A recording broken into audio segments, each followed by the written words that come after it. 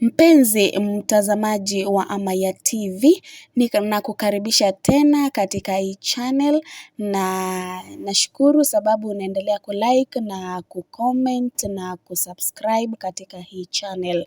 Siku ya leo, gavana wa Siaya James Orengo amejitokeza siku ya leo na kuambia Ruto leo katika kuhusu mazungumzo ya pande mbili inayoendelea. Amesema kuwa usituchukulie sisi wanaazimio kwa usafiri. Don't take us for a ride. Don't take us for granted. So, anamwambia asiwachukue for a ride. Wanajua kila kitu wanafanya, na Raila Amolo Odinga anajua everything chenye anafanya sahi.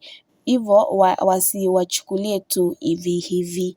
Hebu tusikie jinsi ambavyo James Orengo ameweza kuzungumza siku hii ya leo. I believe that time has come within this week for President Ruto and Kenya Kwanza to come clear on these issues that have been put on the table. I think we have got a good team.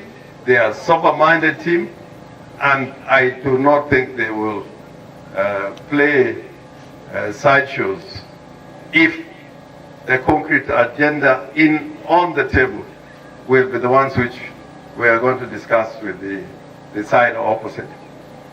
And I, for one, if I truly speak from the bottom of my heart,